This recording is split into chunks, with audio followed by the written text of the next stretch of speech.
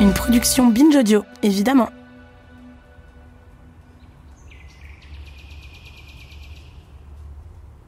Quand je suis tombée enceinte, j'ai juste savouré le fait d'être enceinte parce que c'était un des moments les plus attendus de ma vie. Donc j'ai juste tout mis de côté, sans problème. J'ai réussi à ne pas du tout tomber dans l'obsession. Je me disais, c'est une nouvelle vie qui commence, mon attirance pour les femmes va s'estomper, je vais réussir à être dans ma vie de femme, de mère, ça va partir. Et ensuite, ensuite mon bébé est né. Les premiers mois étaient difficiles, mais j'étais vraiment profondément heureuse d'être maman. J'ai beaucoup apprécié de prendre du temps. En Allemagne, le congé maternité, c'est 1 an. Donc j'ai pris 1 an. Et ensuite, mon bébé a eu 1 an et demi. Et là, c'était une période où j'ai recommencé à sortir. Donc je sortais beaucoup dans des endroits queer, ou dans des fêtes queer, tous les week-ends. C'était une communauté aussi que j'avais commencé à tisser beaucoup de liens, même avant mon mariage, surtout en lien à mon engagement politique. Donc je vivais cette vie en parallèle, j'étais dans la communauté queer de Berlin, féministe, queer antiraciste. Et ensuite je rentrais dans mon foyer avec mon mari blanc, ma petite vie hétéro, et donc du coup j'étais complètement clivée. Juste pour toi en fait, pour que tu le saches, j'ai un trouble de dissociation de la personnalité. Donc ce qui a fait que j'ai pu vivre cette vie pendant hyper longtemps. Tu vois, j'ai vécu une vie complètement dissociée et clivée pendant plusieurs années. C'était compliqué. Parce que je me sentais nulle part chez moi en fait.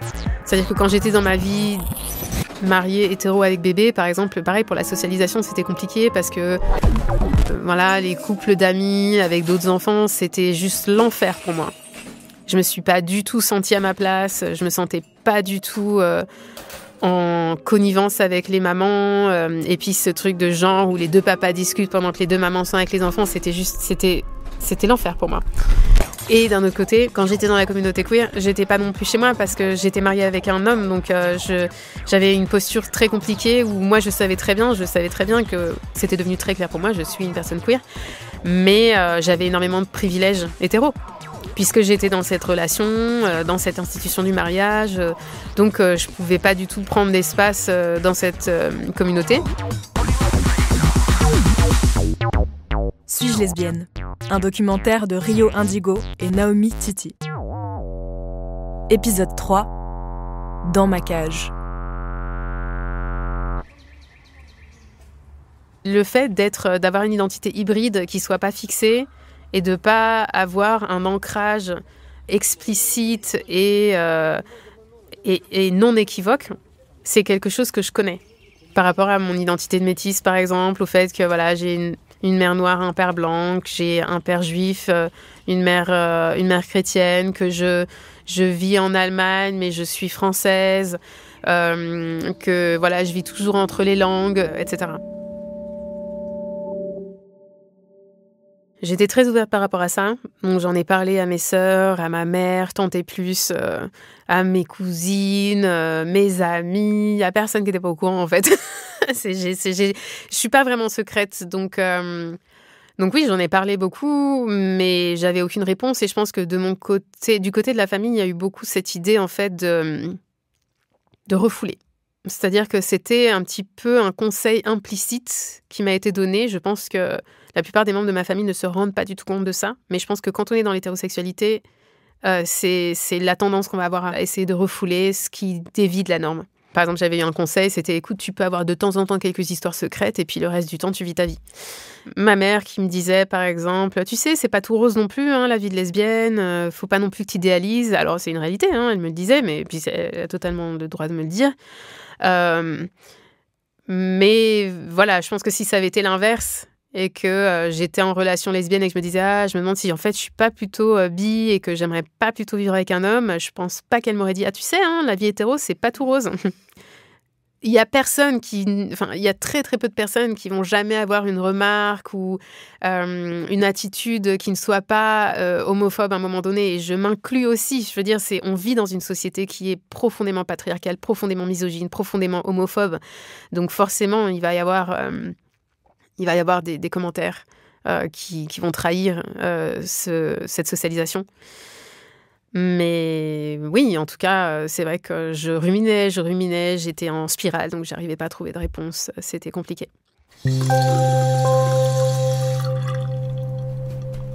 Par exemple, il y a donc ma marraine qui était une figure importante dans ma vie, dont j'étais très proche.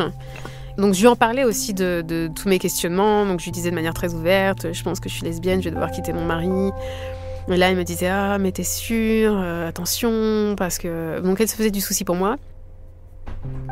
Et donc on est dans la salle de bain, on se brosse les dents, et elle me dit, d'une manière totalement anodine,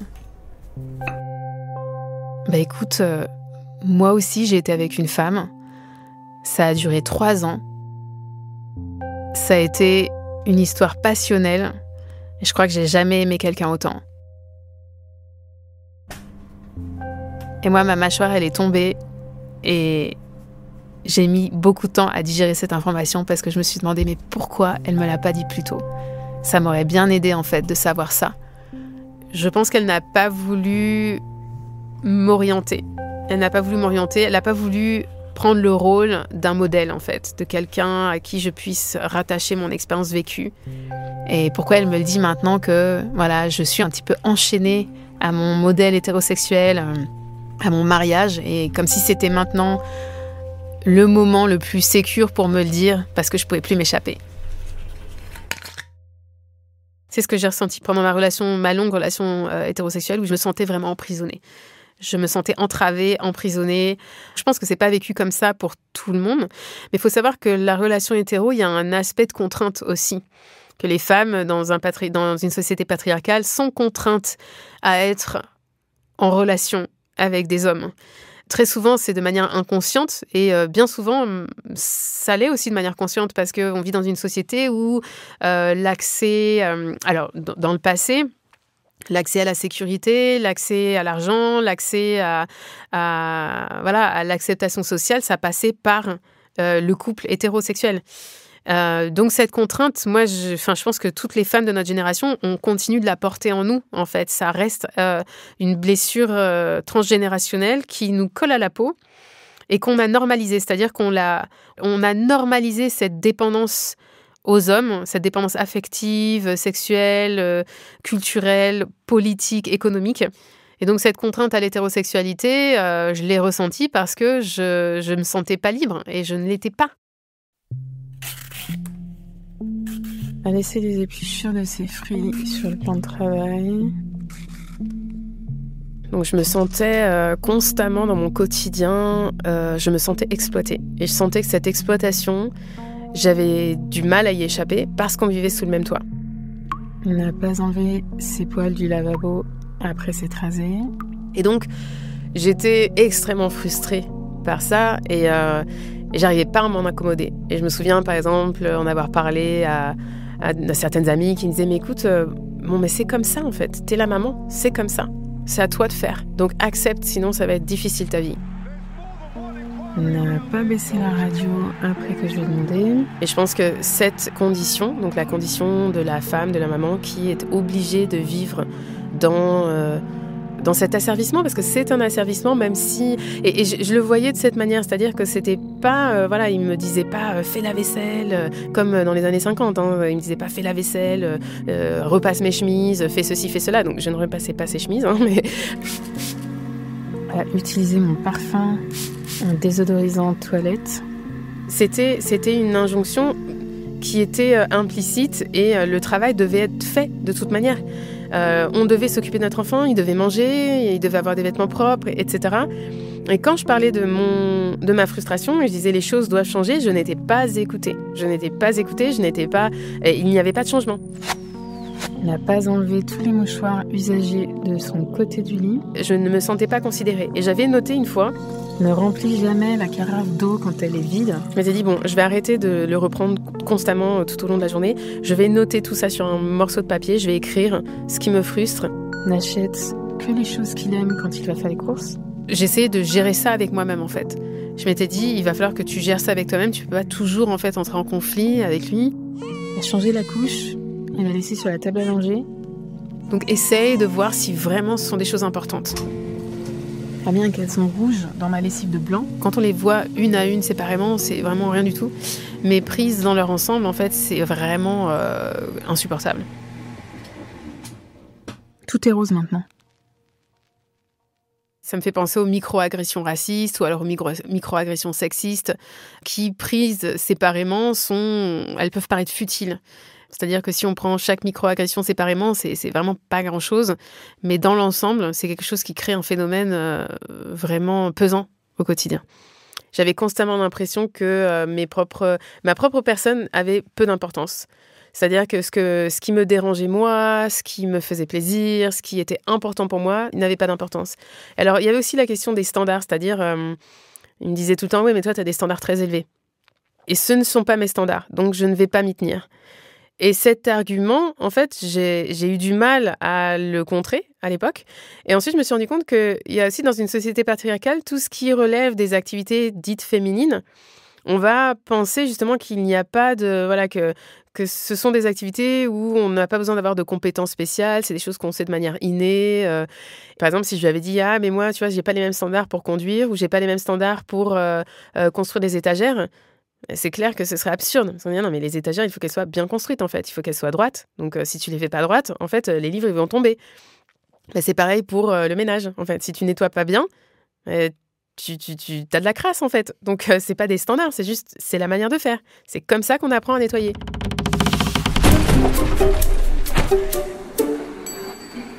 Écoute, il faut qu'on parle.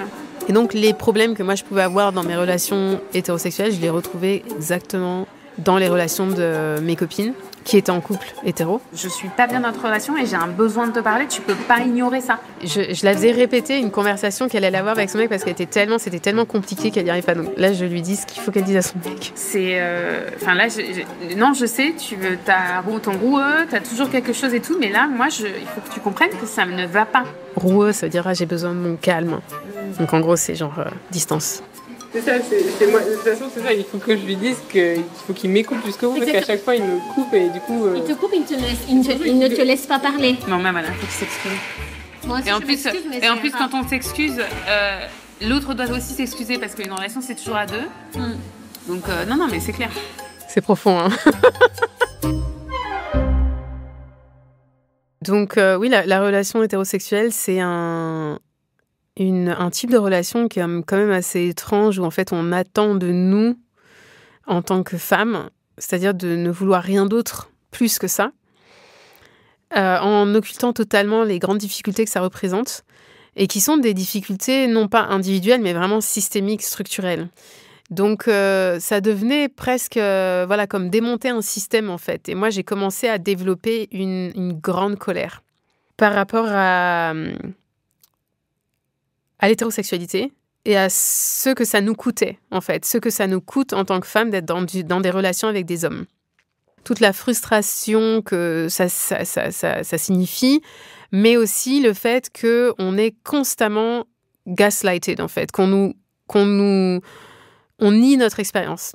Notre expérience va être niée constamment, minimisée, et donc on est dans une situation où on va devoir se nier nous-mêmes. C'est un peu comme une autocensure et aussi une trahison de soi-même, où on doit se trahir constamment.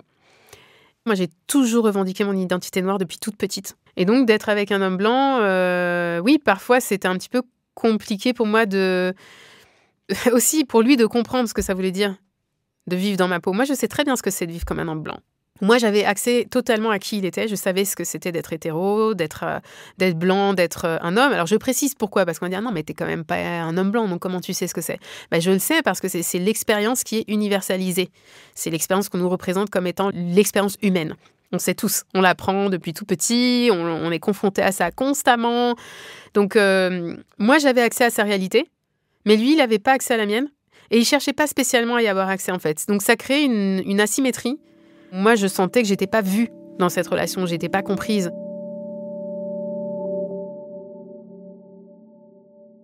Le paradoxe d'être féministe, de se battre contre le patriarcat et à la maison d'avoir une relation hétérosexuelle qui nie en fait ses idéaux, ses valeurs, etc. C'est très clivant d'une certaine manière, mais c'est aussi extrêmement frustrant. Et c'est un petit peu ce à quoi j'ai été confrontée. Parce que quand j'écrivais ma thèse, donc j'écrivais ma thèse sur la discrimination intersectionnelle des femmes racisées sur le marché du travail en France et en Allemagne. Donc principalement le travail de care, donc les nounous, les femmes de ménage, etc. En fait, ça me mettait hors de moi parce que je voyais mon foyer, je voyais nos rapports et je me disais, c'est pas possible. C'est exactement ce dans quoi je suis imbriquée. Et quand j'essayais de lui en parler, ça l'intéressait absolument pas. Donc il n'y avait aucune volonté de sa part d'essayer d'aller à l'encontre de ce système.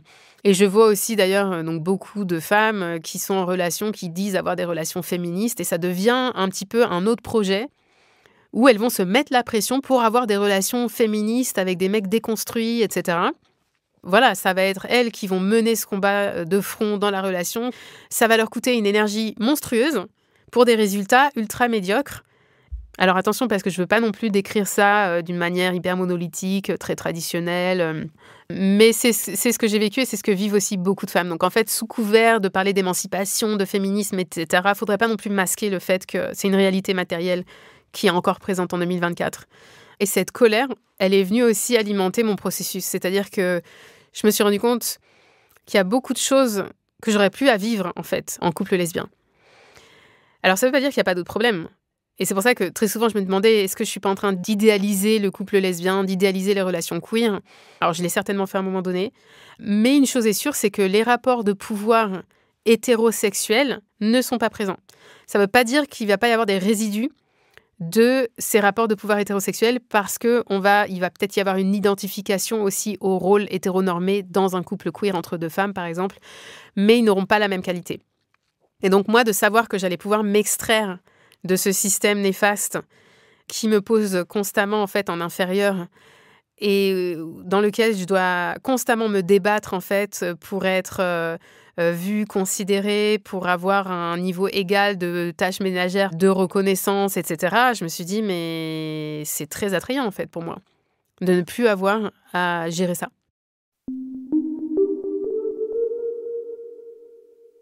Jusqu'à ce que je rencontre Esthera. Un soir où je m'y attendais pas du tout. Et tout de suite, j'ai été comme possédée.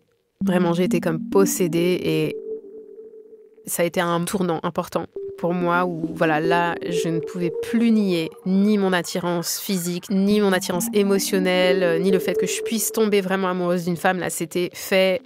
Il y avait absolument aucun doute là-dessus. Et je commençais à m'imaginer une vie avec elle. À me dire, non mais là, voilà, je vais vivre avec elle, on va être... Oh mon Dieu, c'est... Je ne pouvais plus imaginer autre chose. Je suis sortie de l'hétérosexualité à ce moment-là. Et ça a été un petit peu comme une mue très douloureuse, où j'ai dû faire le deuil de la vie que je m'étais promise. Nous sommes toutes préoccupées, hantées par les personnes que nous devrions être, par les fantômes de tout ce que nous nous sommes promis d'être quand nous étions enfants, jusqu'à ce que nous affrontions la vie avec toute sa cruauté et qu'elle nous transforme en cimetière de nos rêves, de nos choix, de ce qui aurait dû être notre histoire. Nikita Gill, Haunted. En fait, elle part du fait qu'on est hanté par les vies qu'on s'est imaginées. C'est vraiment ce qui s'est passé pour moi. Et donc j'ai dû en fait confronter ce fantôme de vie qui m'a suivie depuis l'enfance. Et là, j'ai vraiment fait face à ce fantôme. Et je me disais, ça y est, mais toute cette vie, toute cette façade, je vais devoir la détruire.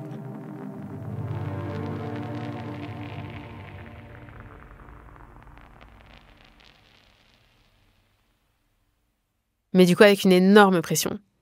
Parce que la vie que je m'étais créée, aux yeux de la société, c'était une vie incroyable.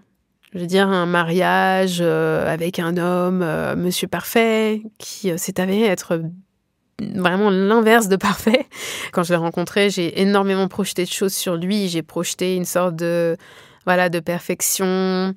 Et puis, au fil des années, je me suis rendu compte que c'était une relation qui était extrêmement superficielle, où il n'y avait pas de profondeur émotionnelle, où il n'y avait pas non plus de soutien. Je ne me sentais pas du tout soutenue, ni au quotidien, ni dans les moments difficiles de la vie.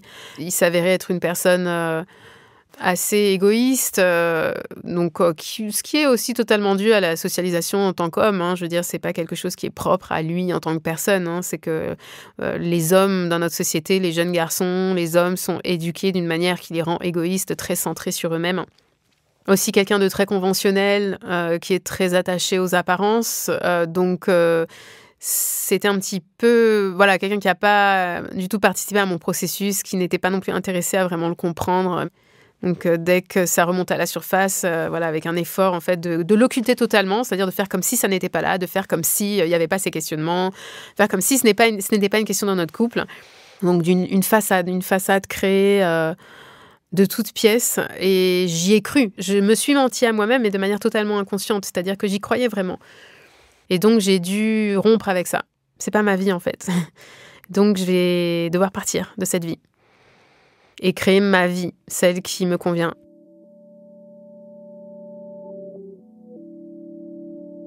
Et aussi appréhender la maternité d'une manière totalement différente de ce que j'avais imaginé. Qui ne soit pas vécue dans le confort de la famille nucléaire. Et quand je dis le confort, c'est ce qu'on nous représente, parce que pour moi, c'était extrêmement inconfortable. Je me sentais comme dans un carcan où je ne pouvais pas me déployer, où je devais m'oublier, où je ne pouvais pas être moi-même. Donc la famille nucléaire, pour moi, était très violente, mais elle nous est représentée comme un cocon qui nous donne de la sécurité, qui nous donne de la reconnaissance, qui nous donne un sentiment d'appartenance. Donc j'ai dû aussi désapprendre tout ça. C'était plus possible. Il a fallu que je me libère. Donc je lui ai dit, c'est fini, je vais devoir partir, je suis lesbienne. C'est fini.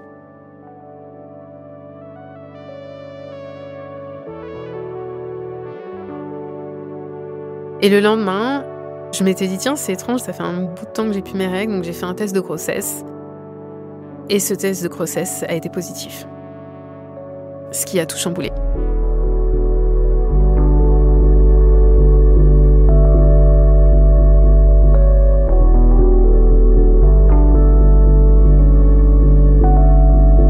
À suivre, dans Le Cœur sur la table, un podcast créé par Victoire Tuaillon.